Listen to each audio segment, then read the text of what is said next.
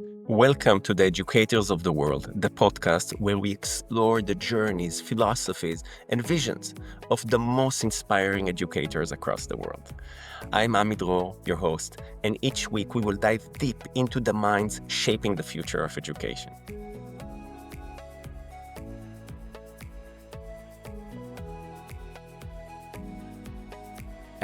Daphne, thank you very much for being here. EBS is such an incredible school, so much history. Founded in 1869, one of the oldest, most respected schools in Hong Kong. And it's not about tradition. I know you have amazing athletes that they came out, leaders, artists. It's really a special school. I know you're also like one of the best IB schools in the world. You won I saw that you won like the #1 IB school in the world. So before we even go into that, the first questions that I always ask is, why are you an educator? How did you become an educator?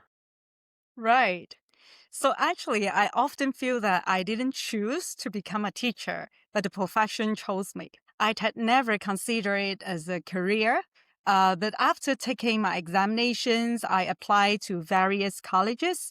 When I got an interview opportunities from the College of Education, I decided to prepare by reading about the field. During my research, I came across a 9-letter acronym for the word education, and I found it very inspiring, so I memorized it.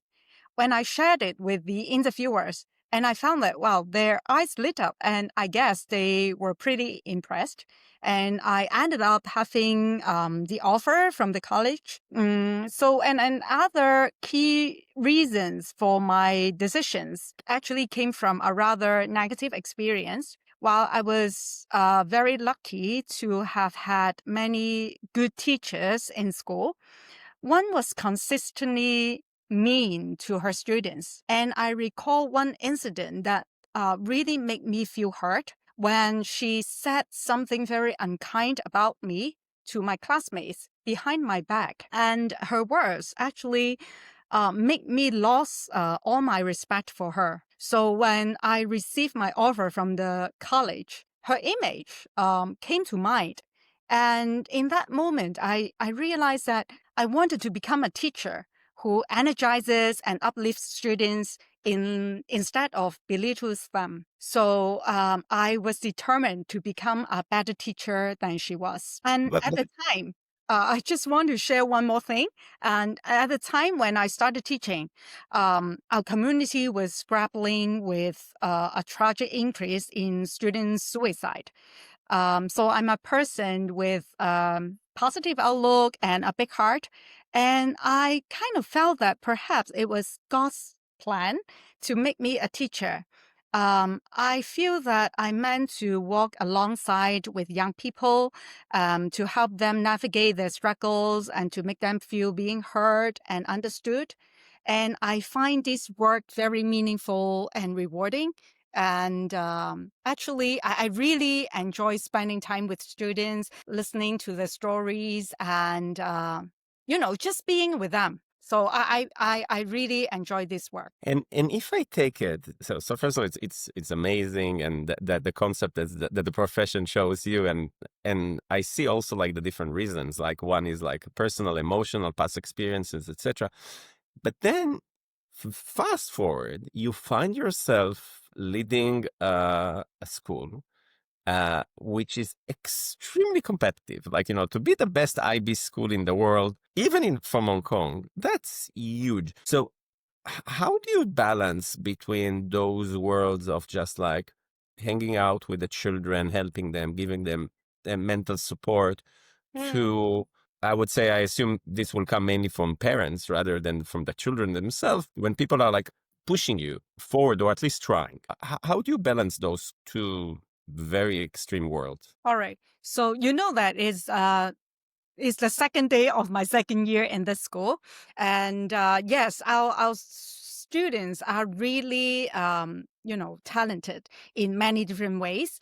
And last year when I was here, I really tried to talk to our students to see how they feel about the work that they are doing.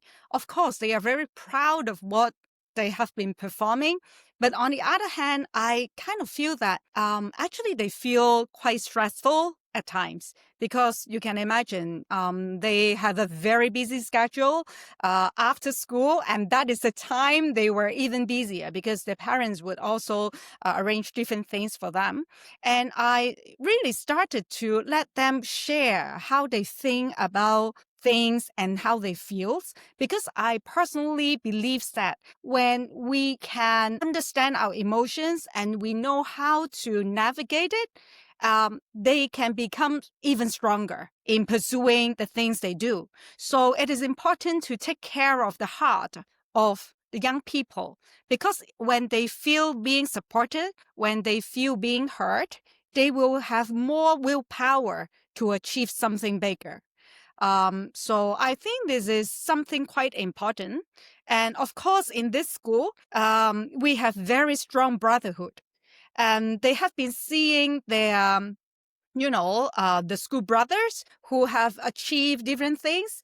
And they not only, help themselves to achieve in a certain area, they always support each other. And I guess this is another reasons that really make them strike, not only for themselves, but for the schools. So it is really a little magic here, but I'm sure our the former principals and the students here, they have laid a very good foundation, to create such a supportive and encouraging culture within the school community to help each other to shine and thrive. And I guess this is one of the reasons. You know, when I lived in China, I remember giving a lecture in probably one of the, I don't want to say the name of the school, but let's say one of the best schools in Shanghai, definitely one of the best schools in China.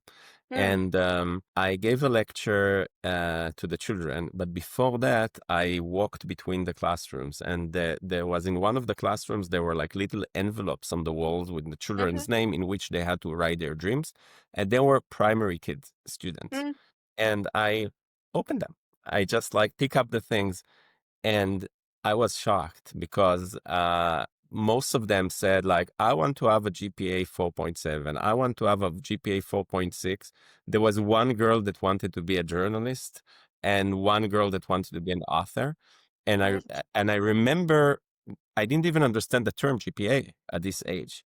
And I was like, I asked the people, I said like, how those little ones don't even know what's a GPA? Like and that was because of the parents, clearly. It was never because of the kids. And then my question to you, like, yes, you do the job at school, working with their heart, believing in themselves, being holistic. Oh, I get it. How do you deal with the parents? And the parents that do not understand that. The parents that are saying, I want you to turn my child into the next prime minister of Hong Kong.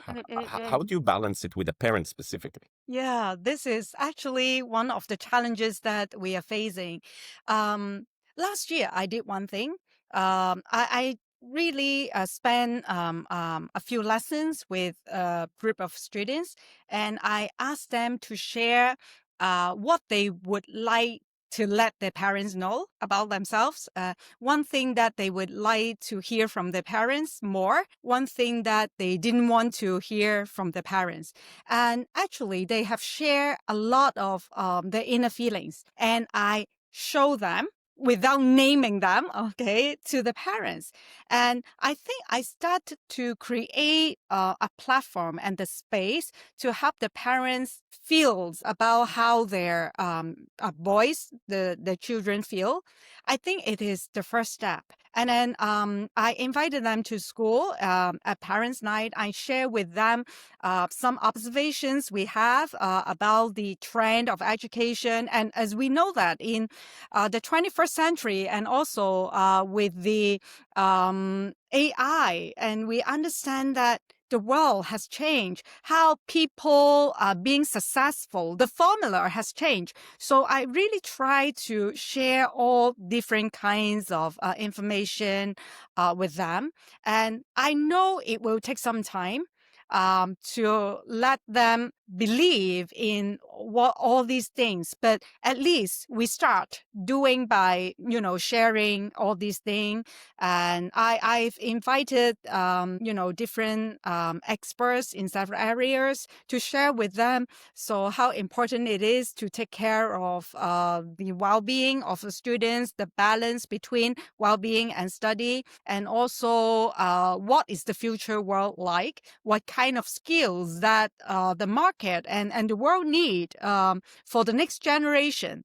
So this is the few things that we have done. And then we are also planning to review our curriculum and really try to incorporate more meaningful engagement and activities for students, so that they would be able to have more opportunities to, to equip those skills who can really help them, drive, the way. Yeah, one of the interesting things that happened to me in Books in my company is that we have something called the National Young Author Fair. It's a national event when children are writing books from all the. It's actually coming to Hong Kong. This is why I'm interviewing quite a lot of people from Hong Kong.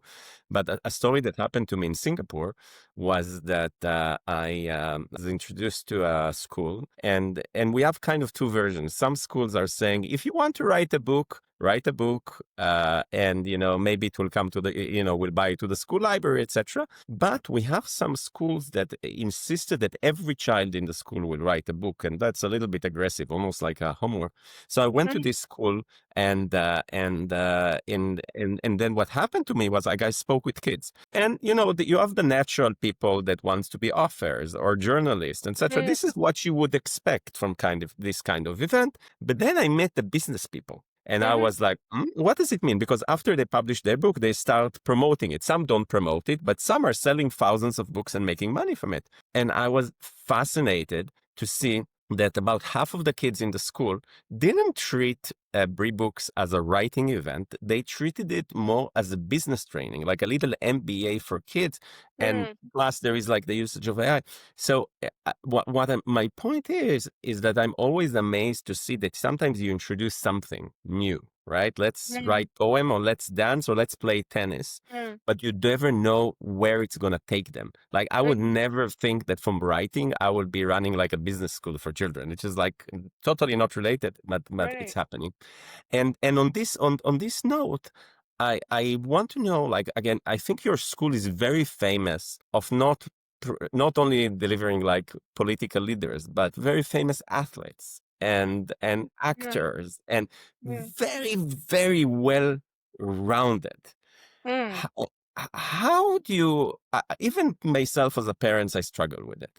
And I can tell you a story about it after that. But how do you manage to bring children from a very capable families, and to say, find your thing, and if you're going to be an actor, an athlete, or a politician, or a judge, you'll be amazing in this. For me, this is like one of the hardest thing for a parent and for a teacher to enable this amazing diversity, which is critical, especially in the days of AI.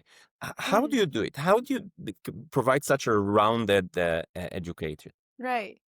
I think because, in the school curriculum, we really instill different elements in it, and we encourage our students to try different things, especially in the primary division, because it is when you really explore yourself and to see in which area you are really good at, and then you can focus more in the secondary division.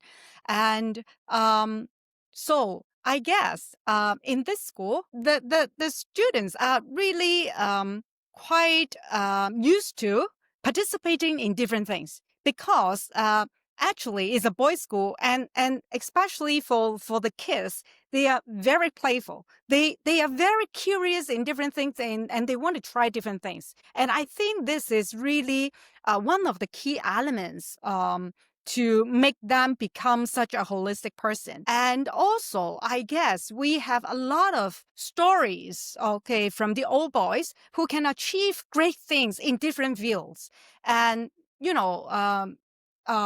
just last week, we had an old boy who was playing in the US Open, and he decided to to take on the professional tennis player role instead of going to Harvard, because he knows how good he is, and he is determined to do good in such an area.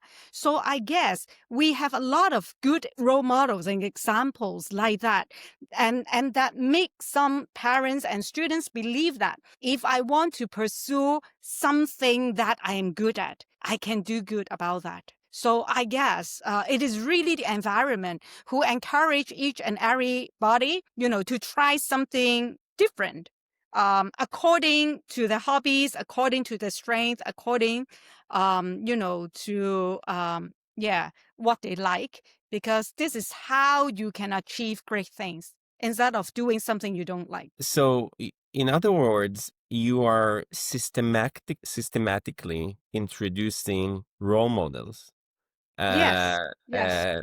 I assume a lot of them from the school, but some are not from the school, to inspire the Mm, children to do that. It's very interesting that you say to me, like my niece is 20 years old, and she won a gold medal for the in the last Olympics in Paris in wrestling, and I was there with my son to watch her, and he was 13, and mm, he saw it, and he saw her winning a gold medal, and he goes like, also win the gold medal. And I'm like, whoa, seriously? And he yeah. joined the cycling team, and now he's like professional cyclist for a year. And I'm like, he wakes up every day at 5 a.m. going cycling, and I'm like, okay, this is like, I never Mm, planned it, purely mm, by a day of inspiration. mm, And I think what you're doing is very, very wise, and almost I wish most schools would do that and focus on bringing in people that inspire you. I like, the more I think about it, it's not present enough in most schools. And sometimes you meet like a parents' day once a week, but you're talking about something that is more systematic, which is part of the mm. story of the school Yeah. that you're sharing. Um, And I can add a point, one more point about that. And we have a very good mentoring system. As I said, as this is a school with strong brotherhood. So the graduates, the old boys, they are so willing to come back, to share their experiences with their younger school brothers, and that helps a lot. So when they, for example, when they played in a basketball team, the old boys, they really come back to support them in the practices and also in the matches. And if they get hurt, there are a group of physiotherapists who will, help them recover. So I think it is more than a structure. There is a structure, but also the people really put their hearts into supporting each other. So it makes a huge difference to the school environment. Yeah. it's not a structure, it's a culture. It's a culture Yeah. of supporting. By the way, when you're saying, when you're referring to the old boys, are we talking about people that are still in the school, or are we talking about people that left the school and they Yeah. still come, The graduates. the Yeah. graduates? So the Yeah. graduates, They call themselves old boy, old because boys they and said their that son. they would never graduate from the school, even though they have graduated, from, for example, grade 12. They said that they come back even more often than the time they study in the school. And do you have somebody in the school that manage these relationships with alumni, etc., or is it more spontaneous? And We have an old boy association. So the old boy runs the association, and they have different chapters in different areas. So if you are in that, like finance or in education, you have a big group of brothers who are in the same field, and they really support them to give them advice on their career development. So it is like very organic now. They were just run by them. so if we had to give this advice to other schools, especially schools with heritage, but I guess it's true for new schools as well, is to enrich the creation of alumni association of some form, but not alumni association that just related to donating money or stuff like this, but being involve almost whoever wants with the young ones as part of their education process. Again, I'm trying to think if I know many examples like this. I honestly don't. I know a few, but when I think about it, it is fairly simple to do, and it should be done in every school. Try even think about like my schools, the ones I graduated from. Mm-hmm. I have zero connection with them. Like, and it's a shame. No, by the way, culturally, that's like very common. I don't feel different, but I'm saying, we have anything from prime ministers to ministers to like, there's a lot of very interesting people that came out of the school, and the Mm, schools don't leverage them to inspire young mm, people, and it's a mm, shame. Um, mm, I want to take you now to the challenges. mm, Challenges that we have today in education, challenges that might be more specific to your schools or general. Where do you see them right now in this era of whether it's AI or post-COVID or the way globalization change? What do you see that is like makes you sleep a little not as good at night? mm. Well, I think, we are a school in Hong Kong with a Chinese background culture. Generally, parents really focus on the marks instead of the progress of learning. Sometimes we struggle a little bit as at the time when we are thinking about, the education needed for this generation will be quite different from the past. Okay. So how are we going to integrate more meaningful elements into the classroom so that we think that our students can benefit even more? So I guess sometimes we need to struggle a little bit, and we understand that we need a bit more time, to persuade the parents to be a little bit more relaxed about that area. But at the same time, because the education system in Hong Kong really relies a lot on the marks for you to have for entering a good university or university overseas. So yeah, this is an area that we need to be more prudent in thinking about ways in doing so.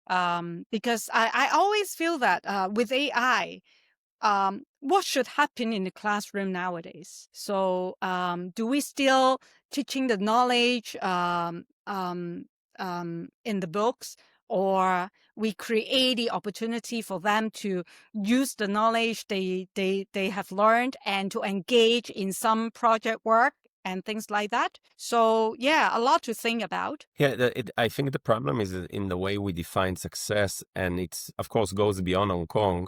The question is, entering a university was Mm, and still is a big issue in most countries about yes. the education. This is the way you quantify like a good school, Mm, how many yeah, kids went to yeah, university, how many went to good schools, etc. exactly.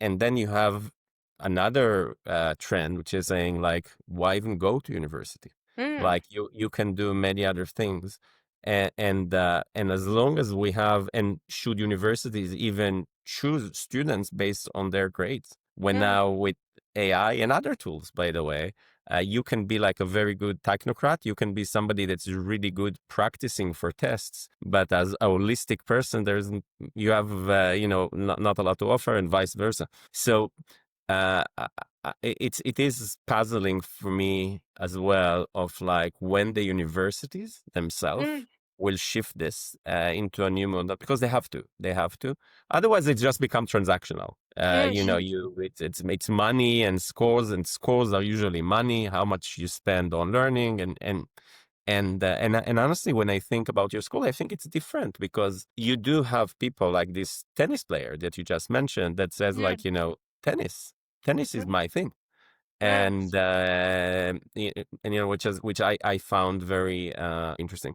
And when we are in this subject, let's talk about opportunities. We talk about AI is a very hot subject, but AI is not the first one. If you look at history, we had the introduction of books, then we had the introduction of computers, then we had the introduction of Google, then we had the introduction. The access to information, maps, etc. The access to information is there. Like the information is more accessible than we can make it, and not analyzing information is now much, at least as good when it's done by computer, but still those are tools for the humans, and there will be tools for the humans, and there will be new tools that we don't even think about them right now. So this creates also opportunities in school, opportunities for teaching, opportunities for learning. Where do you see the opportunities in all this craziness? Wow. It's a big question. I really need to think about it before answering this. For example, I can try to direct you on something. A lot of principals and educators I spoke with said that they are amazed by how fast the educators themselves are using AI for teaching. What's your take on this? Like, is it something very common in your school? It can be as a tool. It can be from anything from, I heard stories from anything like preparing presentations to people using AI in order to check tests. Everything is possible. So I just wonder, you can come to AI and say, okay, here's the right test answers. Here's the test. Score them. So I heard that some teachers they have more time available to do other things, for example. And I also heard people really disliking it. So I'm just, where are you on something like this? Yeah. I think during the time of COVID, actually it has already transformed some of our education in the classroom.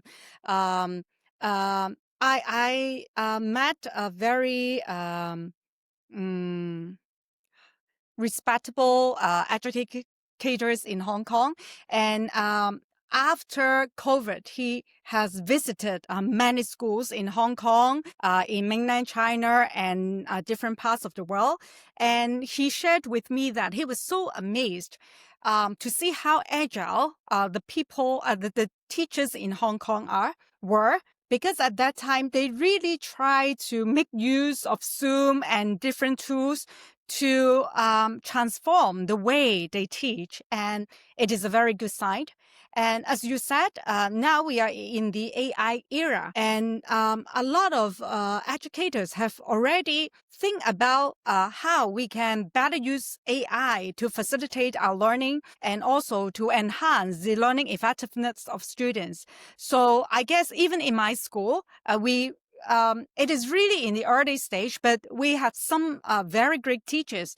They try to adopt using that in many different ways, and we also think about how we can make use of AI to minimize the time in working on some very trivial things. So I guess it actually invites us to rethink what education should be and how we can better engage our students in this process. So I am very optimistic about that. But also, I think the first thing is helping our teachers to get in touch with it and to provide a space for them to use all these tools.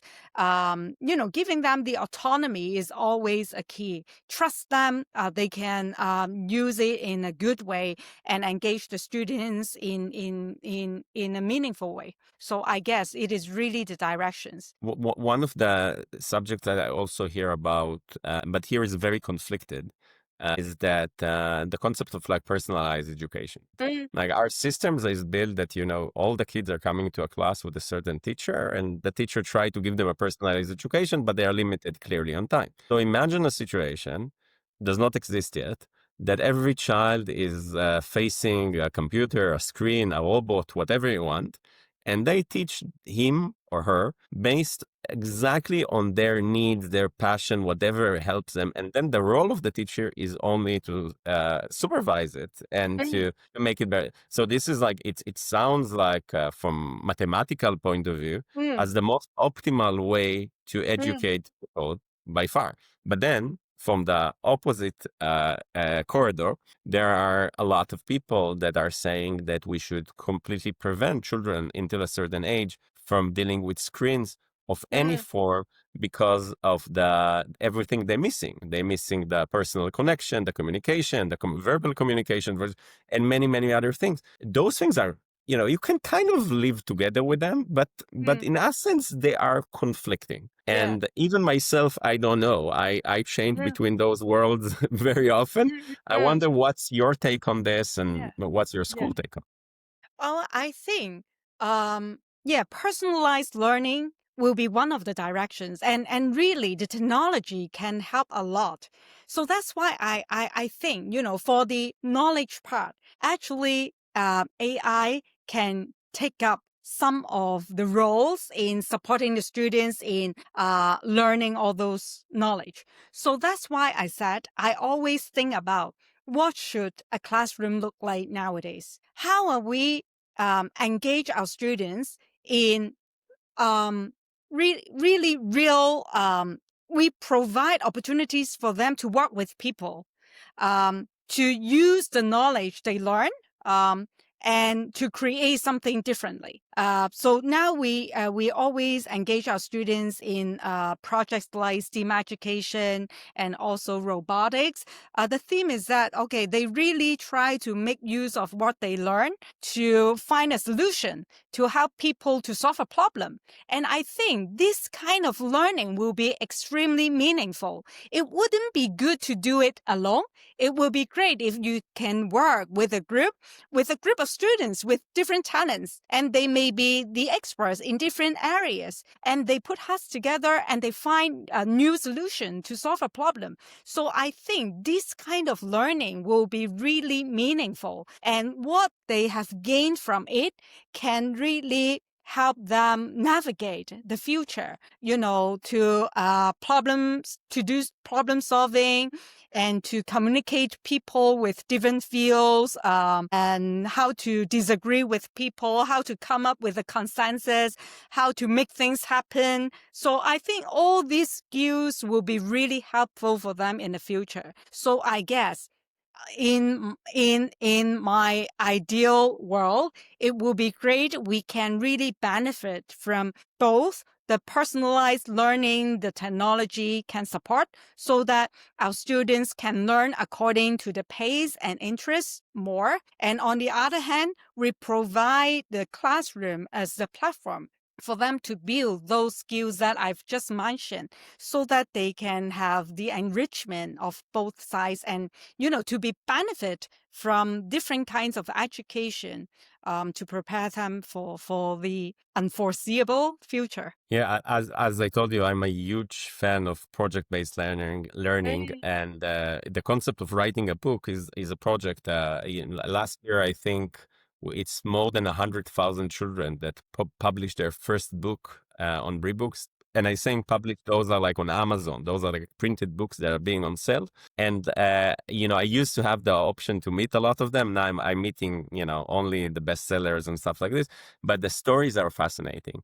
mm, And every time when I do get to meet those children, they tell me about their personal journey, like what writing a book did for them. Like anything from a girl that started to speak about being in a wheelchair, a boy that it was the first time he spoke about his COVID experiences with his grandpa, to, like I told you before, kids that became entrepreneurs, mm, kids that won the Commonwealth Awards. So it's a huge range.